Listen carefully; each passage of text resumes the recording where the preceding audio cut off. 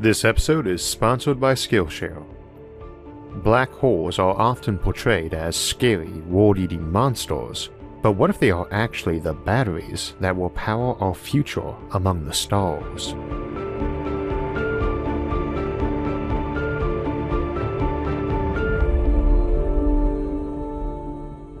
So today we are looking at how we can potentially use black holes in the future, and it's a topic we actually covered early in the channel, but I thought it deserved a second visit and an expansion.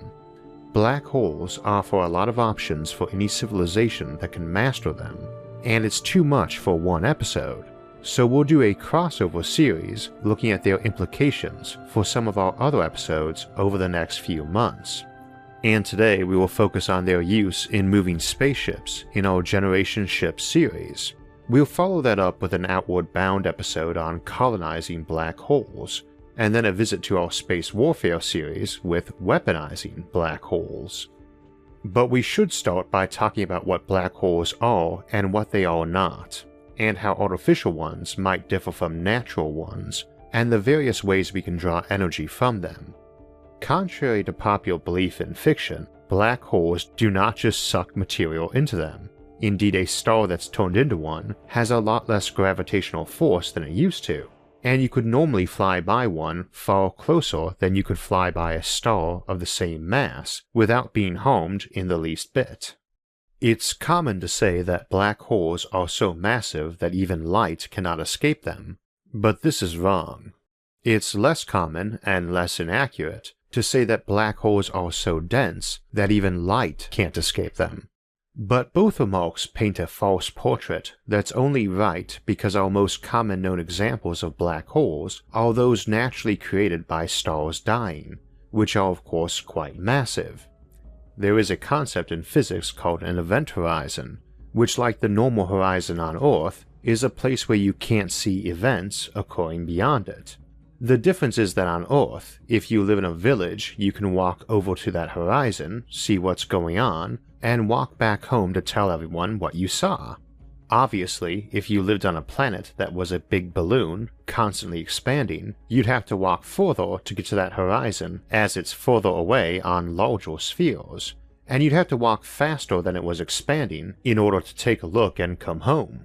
At an extragalactic scale, this gives us something called the cosmological event horizon from the expansion of the universe, and in general, in physics, it means light speed because that's the fastest we or any information can go.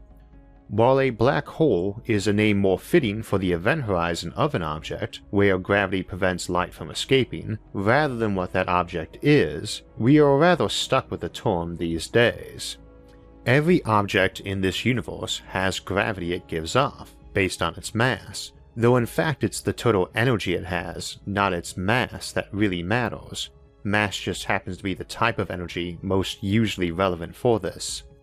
The gravity generated by this pulls on you, and there's a speed, based on that mass and how far you are from it, that you could be moving away from it, so you'd never be pulled back to it and thus would escape, the escape velocity. The equation for this is just the square root of twice the mass over the distance from that object. Usually we're talking about launching from its surface, so that distance is that object's radius. Looking at that equation though, you note that the mass increases or the distance from it decreases, the escape velocity will rise. And if either the mass rises enough or the distance drops enough, that escape velocity will rise until it reaches the speed of light. It doesn't magically stop there or anything, you can go higher, but no photons are going to reach you from that place. You will see darkness even if someone was shining a flashlight at you from in there, a black hole, and you can't see what they're doing as they are over the horizon where you can see events. Any mass, at all, is going to have a distance this would occur at, but it's usually less than the radius of the object, and once you get lower down, a lot of the mass generating that gravity is above you and has to be discounted. If you could compress it all down to a tiny point, then any mass would have an event horizon, but to generate an event horizon the size of a typical living room, you'd have to compress the planet Jupiter down into a space that size. and Earth would have to be compressed to the size of a marble. The problem is, when you compress stuff, it heats up, and little particles that are hot enough can't escape from a planet if you do, and naturally occurring massive objects are inevitably composed mostly of hydrogen and helium, which fuse and release more heat, shoving things apart. Even if you took iron, which cannot fuse, and packed it all into one place, the heat released as it crunched up would vaporize those outer layers and blow them off. So just stacking endless trillions of tons of iron somewhere would only make a black hole if you took your time about it, letting it cool as you added mass. Hypothetical iron stars collapsing into black holes is something we looked at in Civilizations at the End of Time, and can exist exactly because they have eons to cool down as they slowly form by quantum processes. Given the series title, this approach isn't too fast, though you can do it faster than that. So black holes just don't form naturally below a certain mass, a mass greater than our own sun, but that only covers natural formation, and we're not limited to that approach, and the physics doesn't change for how they operate if they are smaller either, though a lot of their properties do. Now, we'll focus on small artificial black holes throughout this series, but there are ways to use existing black holes, natural ones, for useful purposes, including propelling spaceships. The problem is that naturally occurring black holes are really very uncommon. Only about 1 in 1,000 stars that form is massive enough to die as a black hole, and they tend not to be located where they'd be very useful for the typical civilization, particularly considering their presence would be prone to discourage civilizations evolving there. We'll talk more about how civilizations could find them useful in colonizing black holes in 3 weeks, but in terms of running starships, we do have a few options. First off, the easiest way to locate black holes these days is by their accretion disks, matter that falls into orbit around them and slams into other matter as they slowly decay in orbit and fall down. The same as anything falling down a gravity well, it gains a lot of energy as it does so, and will release this as radiation, which so long as it does it outside the event horizon can be captured and used like any other energy. This is the conceptually easiest way to tap black holes for power. You spray a jet of matter at it, aiming just off to the side so it enters a close and elliptical orbit, and that jet will create a nice whirlpool of matter that gets crowded and hot and turns that black hole into a big power plant. For a non-rotating black hole, such a process can let you achieve a 6% matter-to-energy conversion rate. That sounds measly, but remember that's matter to energy, E equals mc squared. Throw a gallon of gasoline on a fire, 2.75 kilograms of mass, and you'll release 120 million joules of energy. Throw it down a non-rotating black hole, yielding a 6% mass energy conversion, and you will get almost 15 quadrillion joules back, 124 million times more energy than burning it got you. Of course, the black hole gets even more, but it did a lot of the work to get that, so it deserves the lion's share.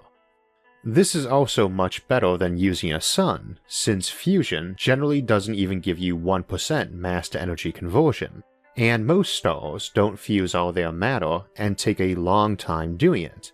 Indeed, the most efficient ones live half of eternity, whereas the really bright ones that give off the most power tend to explode long before they've burned more than a fraction of their mass. Your default black hole is thus a way more efficient power reactor, and you can also throttle it a lot better than a star. You are also decently likely to find a nice big source of matter nearby a black hole, since even though they have explosive births, a supernova is not actually powerful enough to rip apart gas giants in outer planetary orbits. In fact, one of the ways to find a black hole is to notice a brighter binary companion wobbling around it. Another way to make one is to start with a less massive neutron star and stuff its binary companion into it too. Needless to say, if you've got a giant power reactor, you've got an engine, but in this case it would be a slow one like the Shikata thruster method of turning a star into a big spaceship. except you can achieve a higher final speed with one, though it will be gaining mass while you do this. We've a better way of converting black holes into engines we'll get to in a moment. The other obvious method would be to fly a spaceship near one to slingshot off it, but you are not a cloud of gas, so you can't afford to get too close. This still offers a fairly nice bump in speed, even to ships moving fast enough to consider interstellar trips on reasonable timelines. But it's also a very good way to change your direction on the cheap. One reason black holes might be popular colonial spots down the road. Ships planning really long trips might tend to aim in their general direction so they can change their course closer to their destination, which might be prone to changing if you're part of a big colonial effort where folks might need to change plans as they got closer and find out more about possible destinations. However, we are not a gas, and we are not likely to have thousands of ships trying to use one for course changes all the time. So it's actually better to turn it into a big power plant and use that to run giant pushing lasers or matter beams to shove ships with instead, not to mention power a civilization nearby, or vaporize one, which we'll discuss when we get to weaponizing black holes. Despite these problems, we have some other ways to tap black holes of this size for power, and the first is just about remembering what I said about non-rotating black holes earlier. And in nature, they are inevitably rotating, and very, very quickly. We've got two methods that take advantage of this, the Penrose process and the Blandford-Zanjak process, which allow much better than 6%, at more like 20 to 43% of mass energy conversion, partially by robbing energy off the black hole from its ergosphere, which incidentally is not a sphere. We will not delve into that today, beyond noting that ergospheres are messed up regions of space-time above the event horizon created by rotation, from which you can extract way more energy than you could by skimming over the event horizon of a non-rotating black hole. You could never plausibly take a spaceship into the ergosphere of a typical solar mass black hole and bring anything living out, even for the more extreme definitions of living we use on the channel. But you can extract energy, and we think it is what powers quasars, those enormously energetic events we see in distant galaxies, which we believe to be the accretion disks of supermassive black holes. Given that a quasar is usually pumping out thousands of times more energy than an entire galaxy, you can see why a scaled-down version of this makes a nice power plant.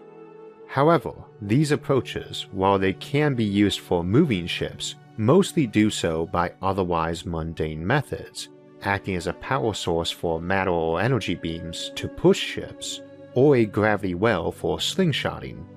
The exception to this is turning it directly into an engine of a truly enormous ship, which I will go ahead and name a quasar drive, and we'll talk about that and why you do that more in 2 weeks in Fleet of Stars.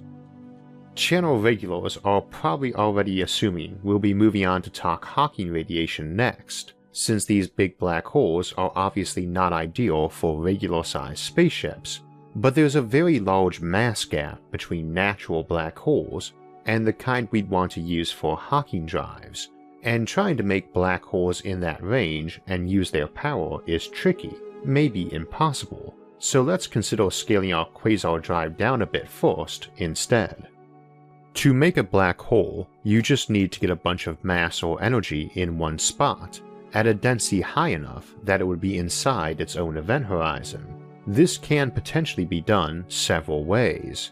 The conceptually simplest is to replicate nature, build yourself a great big ball of iron, and wrap that sucker in H-bombs and implode it.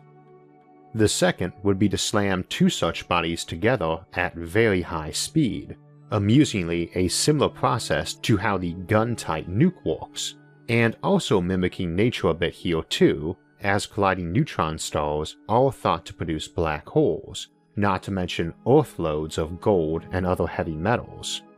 We've discussed the concept of a relativistic kill missile here before, a plain old hunk of metal accelerated to relativistic speeds, usually by turning huge lasers on them to push them up to speed. One way to make a black hole would be to have two star systems with laser pushing devices shoving a pair of RKMs up to enormous speed, which then slam into each other. And since an RKM need not be a simple metal slug, but could have some computers, propellant, and guidance on it, such a terminal rendezvous should be doable. Indeed, you could probably time things to have a whole bunch slammed together at once. An RKM potentially carries many times more kinetic energy than its mass energy too, and as mentioned, it's really energy, not specifically mass, that matters for gravity. A black hole event horizon has a radius or diameter linear to its mass. Double the mass, double the width, so it's actually easier to make bigger ones than smaller ones because you don't need as high a density. For Hawking radiation-driven ships, these really are only useful in the low megaton range and preferably kilotons, and we'll explain why in a moment. But while that seems great for a ship, practically ideal, there is no guarantee we could make, let alone refuel such a black hole, so a much bigger artificial black hole, but still a relatively tiny one, might be all we can do. There's no real technological hurdles to making an artificial black hole by implosion or collision, it's just brute force. Ramming two big trillion-ton iron spikes into each other at 99.9% of light speed is no easy task, but requires no new physics to do it. You make the smallest black hole you can, then feed it matter and grow it if you need to, because this method of black hole power generation benefits from size and is about feeding the black hole. Your feed mechanism then also doubles as your attachment for keeping your ship tied to the black hole. Black holes respond to force same as anything else does. You just don't want to shove on it with your hand or anything else you want back. So your ship is basically being pulled toward the black hole, and you use the matter beam feeding it to shove you away from it, and everything else involved here is ionized and carrying a charge, so you can use magnetics to direct things. I want to emphasize though, these are big ships, even by this channel's standards. Hardly the biggest ships we've discussed, or will discuss, but we're not talking the Millennium Falcon or Firefly here, or even the Enterprise. You only go this route if you can't make black holes less than a megaton, which is already 10 times more massive than an aircraft carrier, and would just be the drive. If the smallest black hole you can make this way is 1 billion tons, then your ship and black hole fuel presumably mass in that range too, and now you're talking about something O'Neill cylinder sized. If the smallest you can make and feed is one with a nanometer radius, just a bit bigger than an atom, so you can cram atoms into it, then you're looking at ships massing around a quadrillion tons, which are likely to be Death Star-sized objects, or if more long and skinny, dozens of kilometers across and hundreds long, assuming a density just short of water. However, we do have a couple other ways to pack matter in tight. One example is dark matter, which to the best of our currently limited knowledge only interacts via gravity, so you can find another way to interact with it and move it about. You could potentially pack the stuff in absurdly tight without having to worry about it slamming together to heat stuff or fusing. Incidentally, dark matter would just tend to buzz around a black hole, only falling in when it actually rammed the event horizon. Needless to say, we currently have no idea how to manipulate dark matter or even what it is for sure. Indeed, micro black holes left over from the Big Bang is one of the candidates for dark matter, but if we ever figure out how to manipulate it, employing it for gravity and mass is one possible usage. However, we have other particles that don't mind being close to each other, or indeed occupying the exact same spot. These are called bosons. Examples include the Higgs boson, the gluons that glue quarks together, the Z and W bosons that mediate the weak nuclear force, and photons. Photons are light waves, and even a laser pointer can make, aim, and focus them, so this really is old school technology. Much more precisely aimed photons become much more handy than using them in a PowerPoint presentation, so the notion would be to make a huge laser and mirror array that lets us dump a huge number of them into the same spot at the same time. This creates a Kugelblitz black hole. It's what lets us seriously contemplate making black holes down beneath the megaton range that would produce a lot of Hawking radiation. Needless to say, this likely requires a huge power source, like a star, to get all that energy together, and an awful lot of mirrors to keep it all bouncing and focused. Light moves rather fast, so if you're trying to make something smaller than an atomic nucleus, which light would fly by in a mere billionth of a trillionth of a second, you need a lot of juice and a lot of precision. This is where we get into Hawking radiation, because other methods all involve big and massive ships or infrastructure, and generally need to be bigger and more massive to produce more energy, and often grow in mass as you produce energy. Hawking radiation is the reverse. The less massive it is, the more power it gives off. It fires off with the square of mass, half the mass, 4 times the power. Make it 10 times more massive, get only 1/100th of the power. Lifetimes go with the cube of mass, 10 times more massive, 1,000 times longer lived, as they evaporate slower and have more to evaporate. Your typical natural black hole gives off so little Hawking radiation that you'd have problems detecting it even with our best equipment. Natural black holes are expected to live nearly forever. That Hawking radiation is why it is nearly forever. We've got 2 common explanations for this, the virtual particle explanation and the classic Hawking explanation, which is similar to the Unruh effect. Most of us find the virtual particle explanation easier to give folks, but it really isn't ideal. Virtual particles are always a bit dubious, as an explanatory tool anyway, and always leave folks wondering why the negative mass ones are the ones that fall into the black hole. Still, it is the one I've used in the past for discussing the matter, mostly because I haven't heard any other examples I felt didn't require a heavy familiarity with special or even general relativity to make sense, and we're really only interested in how much power these things produce. Last year, PBS Spacetime did a really good explanation of Hawking radiation and of the Unruh effect not long after, so I'll link that instead for today. For our purposes, what matters is that black holes are theorized to produce a lot of power when they are tiny, again falling off with the square of mass. I will also link Victor Toth's Hawking radiation calculator based off Jim Wyniski's one a lot of us use to save time, though there's always some debate about Hawking radiation values, as we've no solid model for quantum gravity, which certainly matters when you're packing a black hole's large mass into a horizon that's quantum-sized. Using that method, a 1 megaton black hole would emit 356 terawatts of power and live 2,665 years, slowly evaporating mass and also growing brighter as it did. One 10 times as massive, 10 megatons, would give off 1/100th of that, 3.56 terawatts, and live 1,000 times longer, 2.7 million years.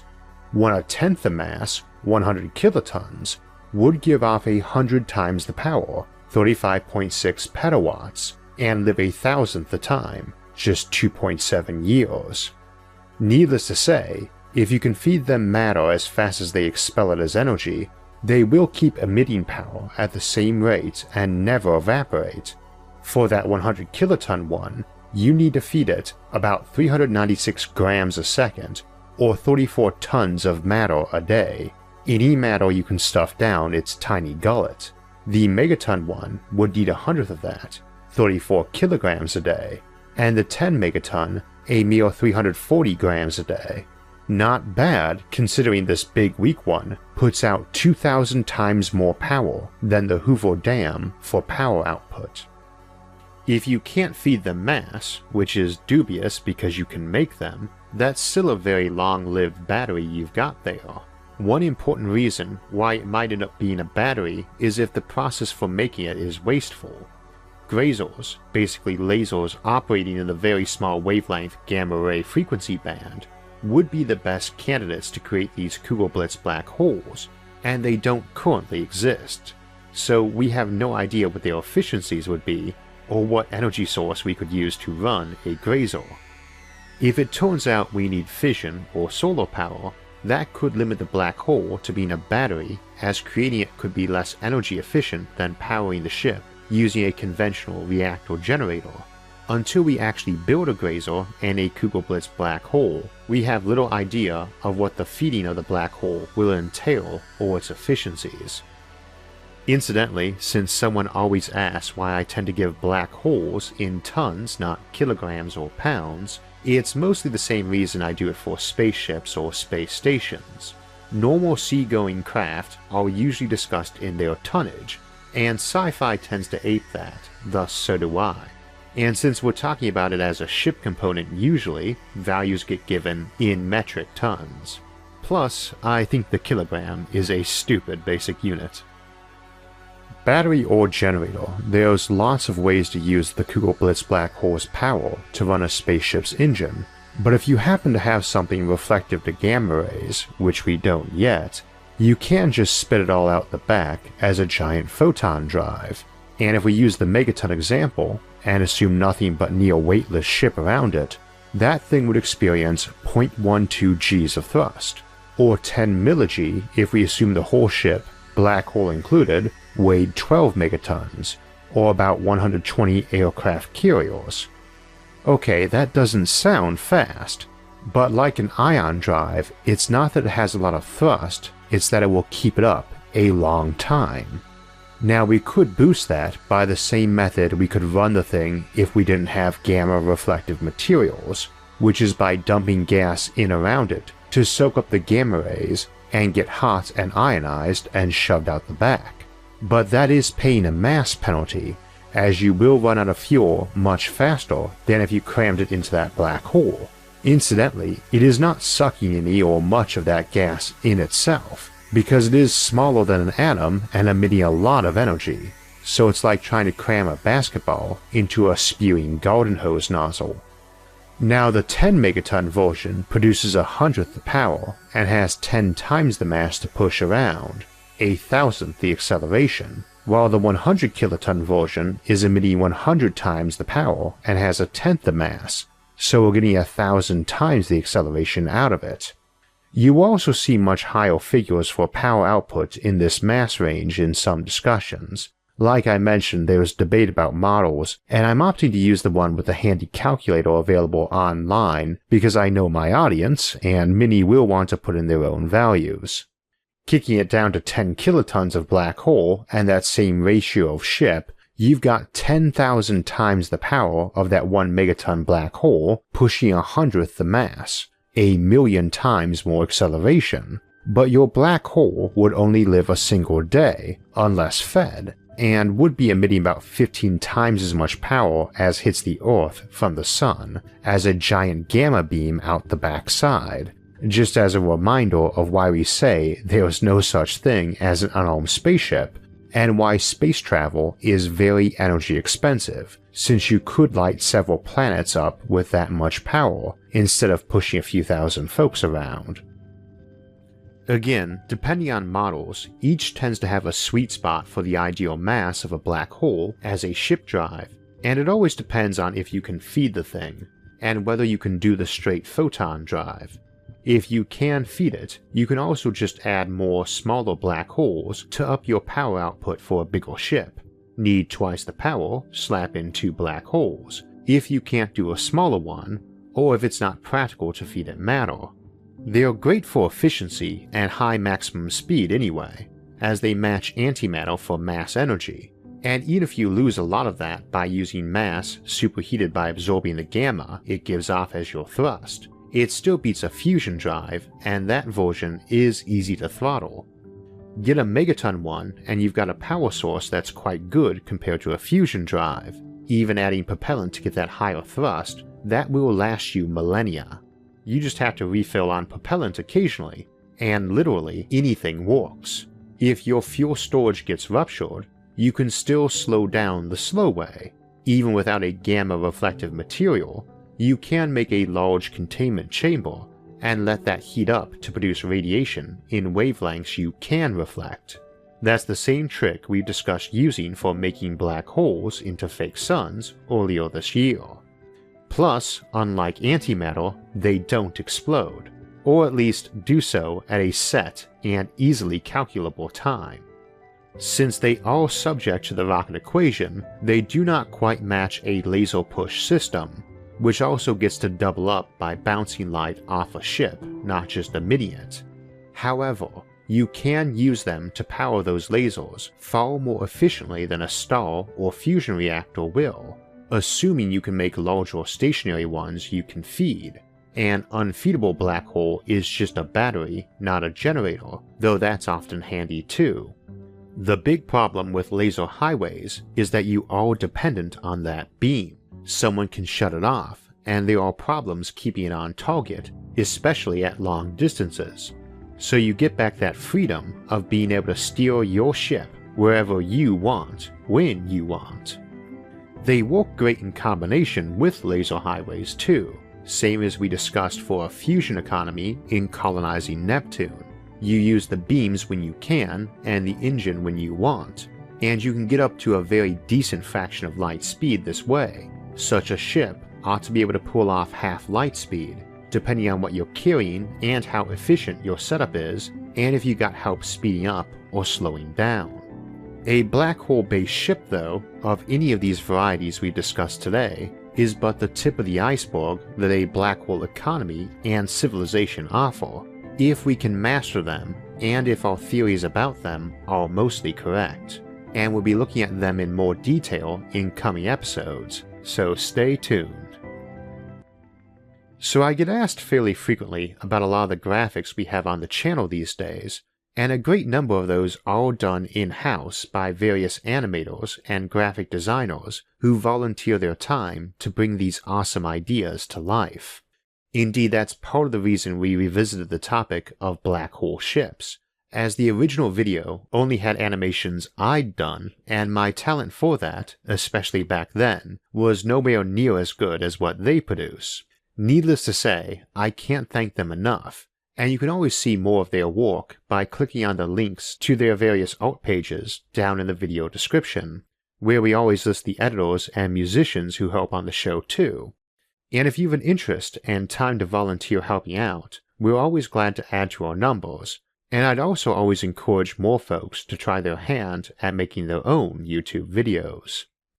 Animations and graphic design take practice to get real good at, but it doesn't take too much to get started, and if it's something you have an interest in learning, it is a topic that there are a lot of top-notch courses for over at Skillshare.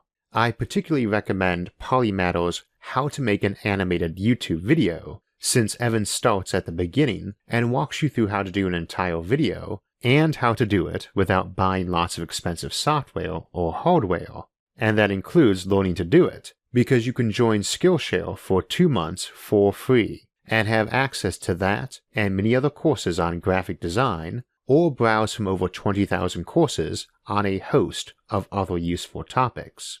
Skillshare is an online learning community with over 20,000 classes covering everything from practical daily skills to things like programming, writing, or science. A premium membership gives you unlimited access to high-quality classes on must-know topics so you can improve your skills, unlock new opportunities, and do the work you love. Join the millions of students already learning on Skillshare today with a special offer just for my listeners. Get 2 months of Skillshare for free. To sign up, visit the link in the description, and the first 500 visitors get 2 months of unlimited access to over 20,000 classes for free. Act now for this special offer and start learning today.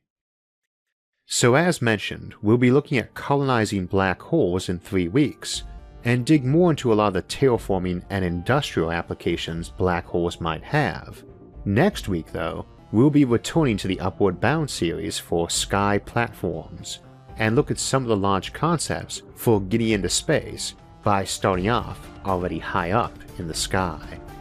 And 2 weeks from now, we'll be back to this series to look at the possibility of using entire stars or whole fleets of them for colonizing the universe and reshaping our galaxy, or even our whole supercluster, in Fleet of Stars. For alerts when those and other episodes come out, make sure to subscribe to the channel. And if you enjoyed this episode, please like it and share it with others. Until next time, thanks for watching and have a great week.